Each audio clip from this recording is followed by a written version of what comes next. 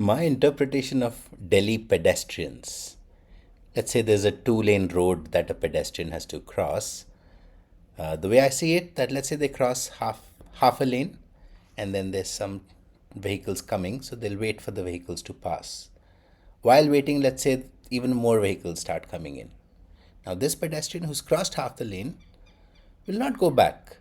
Now, the traffic has to maneuver around this pedestrian and manage in that 1.5 lane to get by. And then once all this traffic crosses, then the pedestrian crosses the remaining road. At least that's how I see it. I never see pedestrians taking steps backward. Don't make the same mistake when it comes to GMAT mock tests. I'll explain. A student recently shared that in one mock test they had scored a 685, and then in the next mock test they scored a 615, a 70-point dip. Now, there could be multiple reasons behind it. It could be an off day, maybe you had a long day at work, and after that, the brain's not working. The sequence, if you changed, could have had an impact, the kind of questions, bunch of things. One specific one I want to talk about, which I believe was a significant reason for this dip in score, was the fact that they had scored 685 in the previous mock test. Well, not just the fact. But beyond the fact, they had decided that they have to score at least as much, if not higher, than 685 in this next attempt.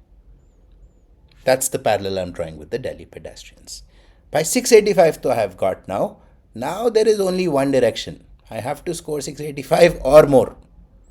I cannot score lower. So, my suggestion to you, accept that scores will probably fluctuate. Instead of thinking I have to score at least as much as last time, maybe give yourself permission to score even 100 points less than last time. And I don't choose the word permission loosely here. I do believe that while consciously you know that sure, scores can fluctuate, my score can dip also. Okay, maybe last time there was some luck factor involved. At one level, we understand that. Yet at another level, maybe the story that we're telling ourselves is that you have to score higher. You have to. You can't afford to score lower. It's basically, you're not giving yourself permission to score lower. And then added pressure. As an example, let's say you're trying a question, and under normal circumstances, after let's say spending 2.5-3 minutes, you might decide, oh, I'm not getting it, let me guess and move on. But if you have this stringent rule in your mind that you have to try and score even higher, then perhaps you can't afford to just skip questions willy-nilly here and there.